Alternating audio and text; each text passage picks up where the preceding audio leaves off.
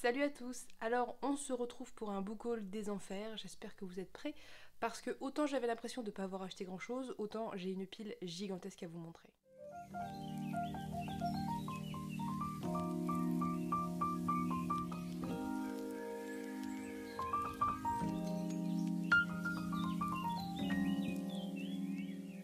Donc comme vous l'aurez compris, on se retrouve pour un book haul des 2 mois précédents. Je ne pense pas avoir encore acheté quelque chose ce mois-ci. Je suis plus sûre, je mets un peu de côté et je fais au fil, mais là j'avais pas l'impression d'avoir tant acheté que ça et au final je me retrouve avec une énorme pile à vous montrer. Donc c'est parti, on y va tout de suite. J'ai essayé de faire un petit classement, donc il y a les livres que j'ai achetés qui n'étaient pas, enfin soit qui étaient prévus, soit que j'ai acheté sur le moment parce que c'est des bonnes occasions, et il y a des livres d'occasion d'ailleurs. J'ai fait une pile avec les livres qu'on m'a offerts ou les réceptions, et j'ai fait une pile avec les livres que je devais acheter parce que ça faisait partie d'un challenge quelconque. Donc, on va commencer avec la pile des livres que j'étais pas forcément censée acheter en janvier ou en février, mais ils sont arrivés chez moi comme ça, je ne sais pas comment. Alors, j'ai acheté ce livre-ci qui était en promotion à la librairie, je vous en avais parlé je crois déjà, qui était à, je crois de mémoire, 5 € au lieu de plus d'une dizaine je crois, bon bref. C'est un jeunesse, ça parle de deux sœurs qui vivent dans une espèce de monde qui ressemblerait un peu à Venise, qui vont a priori vivre des aventures fantastiques. Je l'ai commencé, sauf que mon exemplaire que j'avais acheté en librairie en promo avait un défaut de fabrication qui a fait que je n'ai pas pu le terminer. Moralité, je me suis retrouvée à le racheter en occasion à 1 €. Donc ça c'est l'exemplaire qui venait pas de la librairie. Je vais finir peut-être parce que je l'avais commencé, je me suis retrouvée arrêtée en pleine action. Du coup le vendeur avait le tome 1 et le tome 2, je crois que c'était 1 € pièce, donc je me suis dit que c'était dommage de ne pas enchaîner tant qu'à faire. Donc j'ai le tome 2 qui est ici, voilà, je vais eh bien les lire et je vous en reparle dès que c'est terminé. Autre achat que j'ai fait sous le coup d'une impulsion totale et très spontanée, et un petit peu dans une lancée d'envie de continuer cette saga, mais que je n'ai même pas encore eu le temps de lire, c'est La parabole des talents d'Octavia Butler, qui est un petit peu plus gros je pense que le volume précédent. C'est la suite en fait de La parabole du semeur, sauf qu'il y a une ellipse d'une 10 ou quinzaine d'années je crois entre les deux, et donc voilà, je vais pas plus vous en dire, j'en ai parlé à foison. On est dans de la dystopie, monde post-apo aux États-Unis, et c'est le gros caca. C'est un livre qui est assez violent, qui décrit beaucoup de violence, qui peut heurter, je pense, la sensibilité de plus d'une personne. Donc, je préfère vous prévenir. En tout cas, c'est excellent, c'est vraiment très très bon, et j'ai vraiment très envie de continuer cette saga. Notre achat totalement imprévu, c'était les archives des collines chantantes, donc ça c'est le nom de la saga, et le tome 1, l'impératrice du sel et de la fortune de Niveau, qui est publié aux éditions La Talente, qui ici est dans le hardback qui est très très joli, et toujours ce format que j'aime beaucoup chez La Talente, avec une mise en page qui est très jolie, très facile à lire, très agréable, assez espacée, et voilà.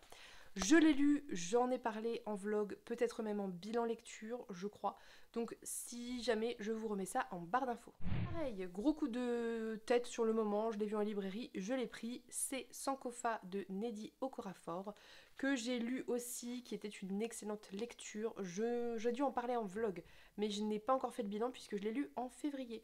Donc on va suivre eh bien, Sankofa, qui est une jeune fille plutôt, une jeune fille je crois qui a 14 ou 15 ans quand on commence, et qui vit une aventure un petit peu fantastique, puisque elle va tomber sur une espèce d'objet, d'artefact, je ne sais pas trop, qui va lui donner des pouvoirs et qui va faire qu'elle va, malheureusement pour elle, faire des grosses bêtises et commettre des catastrophes. Et on va suivre un petit peu avant, pendant, après, avec une temporalité qui est un petit peu particulière, un peu mélangée. Mais c'était vraiment une très très bonne lecture, j'ai adoré. Ça se lit très vite, ça se lit tout seul, c'est assez court. C'est comment dire, c'est du roman plutôt ado, a priori plutôt fantastique, dans un monde un petit peu futuriste. C'est très particulier, ça mélange plein de choses, mais je vous en reparle très bientôt en bilan lecture. Craquage parce que je l'ai trouvé d'occasion pour, je crois, 6 €. C'est La chute d'Ilrien de Martha Wells. Pourquoi je l'ai pris? Parce que quand j'avais lu un petit peu le résumé, ça m'avait donné très envie, que j'avais bien aimé Journal d'un Assassin et que cette fois-ci c'est plutôt de la fantasy a priori. Je n'ai aucun souvenir du résumé, donc je ne vais pas pouvoir vous en parler plus, mais il me fait vraiment très envie, il me fait de l'œil depuis que je l'ai reçu, donc j'ai vraiment très très hâte de le lire. Là on va rentrer dans les promos France Loisirs qui valaient vraiment le coup, puisque les 4 livres que je vais vous présenter, grâce à ma cagnotte et aux promotions, je les ai payés en tout et pour tout 25 €, donc ça vaut vraiment le coup, puisque vous allez voir, on a quand même des beaux livres. J'ai donc acheté Dune de Frank Herbert dans l'édition collector qui est très très belle et qui, je pense, rien qu'à elle seule, vaut plus cher que l'intégralité de tous les livres que j'ai achetés. Donc c'était vraiment une très bonne affaire, je suis très contente, j'ai très envie de découvrir Dune. Pénélope en a parlé, je sais qu'elle a beaucoup aimé la première trilogie, puisqu'après il y a une espèce de trilogie de suite, je crois. Et j'ai vraiment très envie de découvrir, même si c'est pas dans mes priorités du moment. Je suis contente d'avoir pu l'acquérir neuf pour un prix aussi intéressant. Pour être tout à fait honnête avec vous, je ne sais pas très bien de quoi ça parle, donc on découvrira ça à la lecture et je veux pas non plus trop en savoir. La même commande, j'avais pris La Révolte de Clara Dupont-Mono que j'ai lu très récemment et que j'ai vlogué, puisque finalement c'était pas vraiment prêt. Enfin, je voulais l'acheter à l'origine, il était dans ma wishlist, il était en promotion, donc je l'ai pris. Je l'ai mis dans le défi lecture du mois de février avec Pénélope. Il est dans cette pile là parce que à l'origine je l'ai pas pris pour le défi lecture, mais finalement c'est lui qui a été choisi. Bref. C'est un roman historique, très très historique, qui va parler d'Aliénor d'Aquitaine, de son fils Richard Cœur de Lion principalement, et de la révolte qu'ils ont menée contre le roi d'Angleterre, qui était donc le père de Richard et l'époux d'Aliénor. J'en ai parlé dans un vlog dédié, donc je ne vais pas plus vous en parler, je vous remets ça en barre d'infos. J'ai également acheté La Fileuse d'Argent de Naomi Novik en grand format, donc vous voyez, c'était vraiment une commande qui valait le coup. C'est pour ça que je ne culpabilise pas trop. Donc j'ai déjà un livre de Naomi Novik à lire, c'est Déraciné, que Pénélope m'a offert.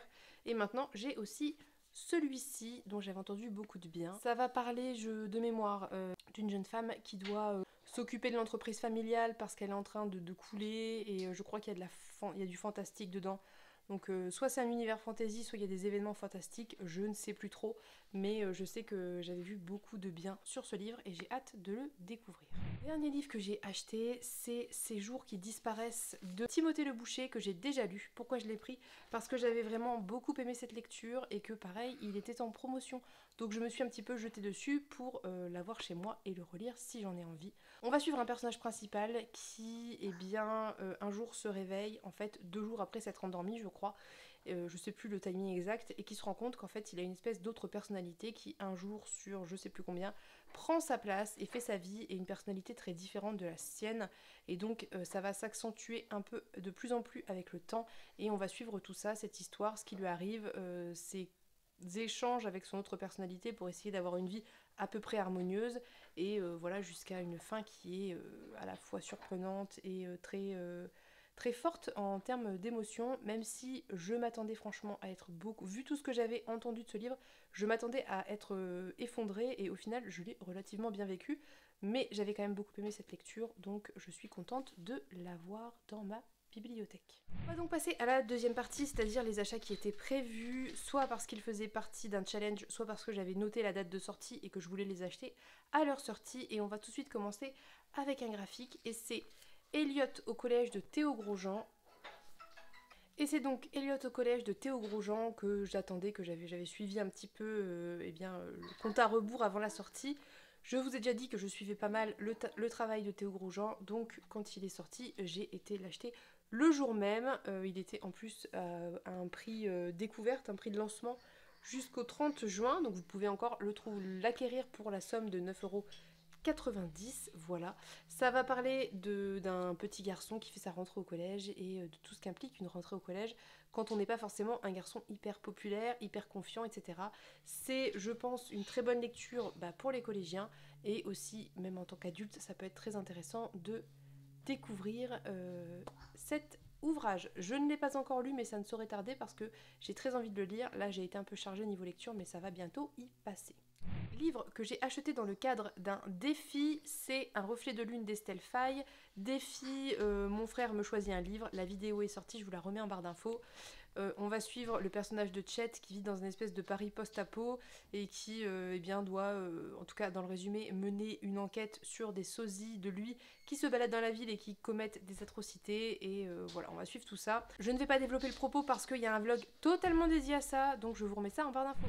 Autre livre que j'avais prévu d'acheter depuis longtemps et que je voulais lire dans le cadre d'un challenge, je sais plus si c'était le Cold Winter ou pas, et au final j'en ai lu un autre à la place de la même autrice, c'est Les loups chantants d'Aurélie Wellenstein que j'ai trouvé d'occasion pour, je crois, quelque chose comme 6 ou 8 euros, donc très bonne affaire. J'ai très envie de le lire, ça se lit toujours assez vite je trouve, les Aurélie Wellenstein, et puis j'aime dans l'ensemble beaucoup ce qu'elle fait, donc je ne sais plus très bien de quoi ça parle exactement très franchement. Je sais juste qu'on va être dans un univers plutôt slave a priori, il y a sûrement de la fantasy ou du fantastique parce que c'est souvent les univers d'Aurélie Wellenstein.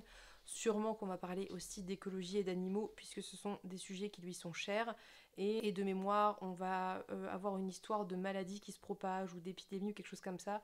Et une histoire de télépathie entre des loups sauvages et le personnage principal. Donc voilà, on en reparle très très bientôt puisque je pense le lire ce mois-ci. Dans le cadre de l'Explora Livre organisé par Juliette et Pénélope, j'ai acheté Lien de sang d'Octavia Butler que je comptais de toute façon acheter.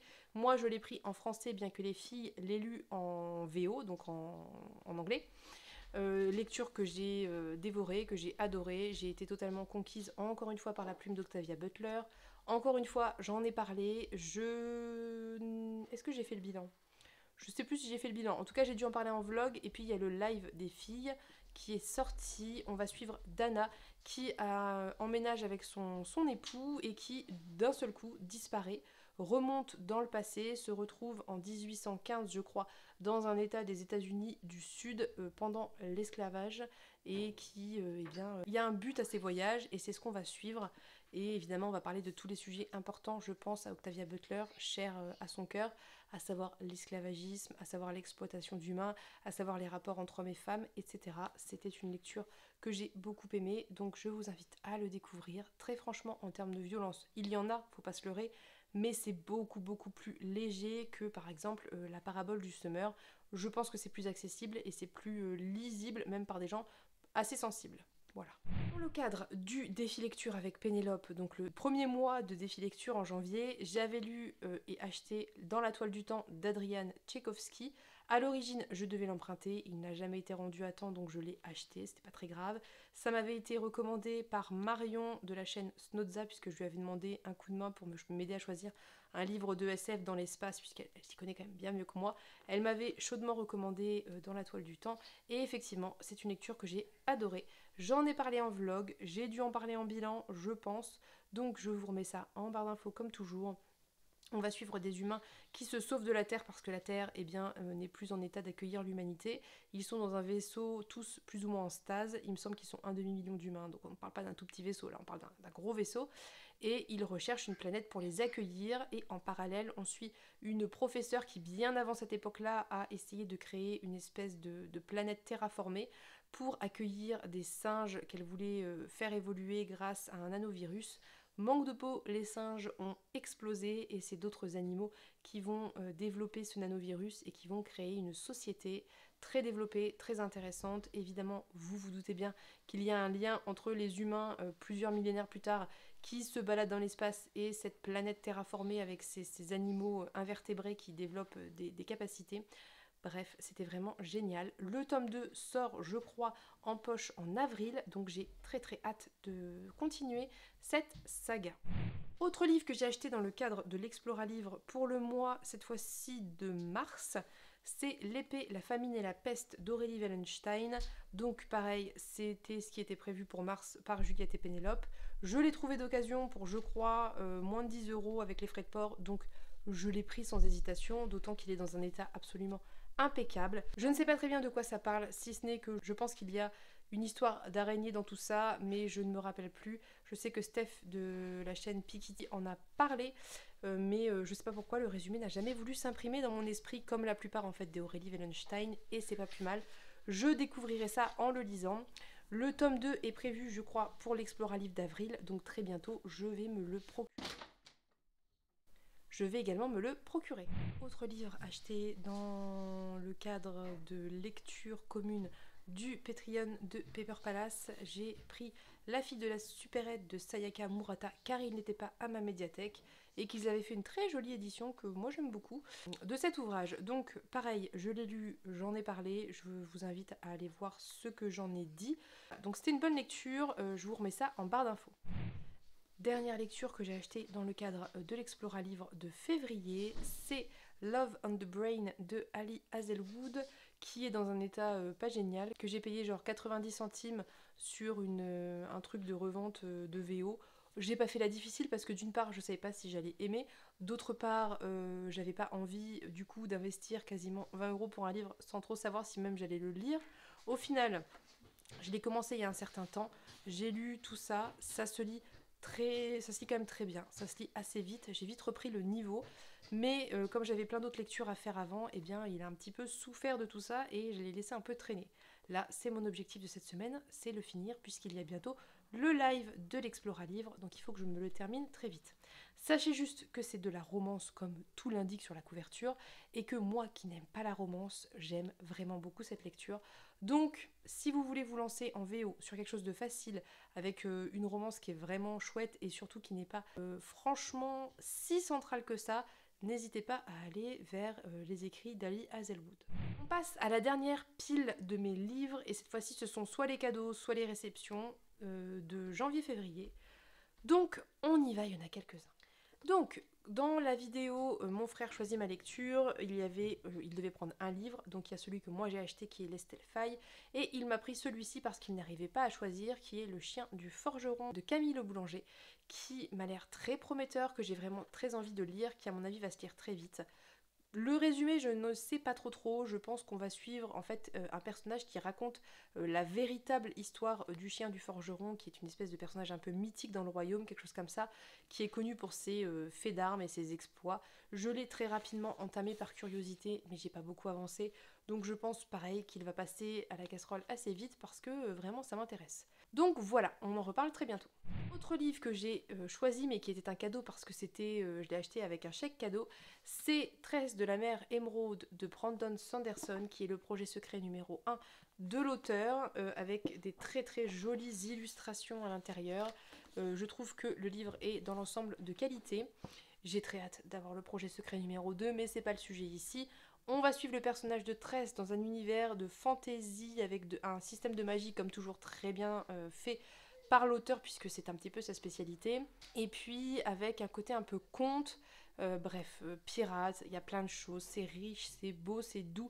C'était une lecture géniale, je vous remets en barre d'infos mon avis, je vous remets celui de Pénélope aussi parce qu'elle en parle très bien, et aussi celui de Juliette parce qu'elle en parle aussi très bien, donc n'hésitez pas si ça vous intéresse à aller voir de quoi ça parle, mais sachez que si vous n'êtes pas hyper à l'aise en fantasy, c'est typiquement ce genre de livre qu'on peut utiliser comme porte d'entrée, je pense, parce que c'est quand même, il y a une certaine complexité, on vous prend pas pour un idiot, c'est travaillé, c'est recherché, mais c'est très accessible, ça se lit très bien.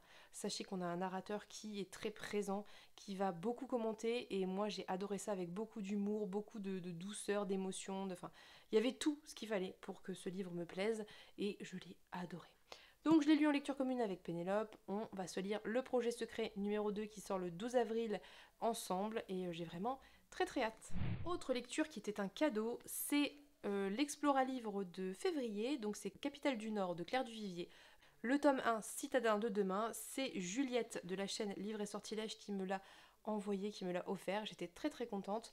Je l'ai dévoré en lecture commune avec Pénélope parce qu'on ne peut pas s'empêcher de faire des lectures communes avec tout ce qui nous tombe sous la main. Voilà. Donc on l'a lu ensemble. Je pense qu'on a toutes les deux beaucoup aimé. Je vais pas trop en dire parce que j'ai vraiment très envie de ménager mon avis peut-être pour les personnes qui suivent les lives et j'en reparlerai de toute façon en point lecture.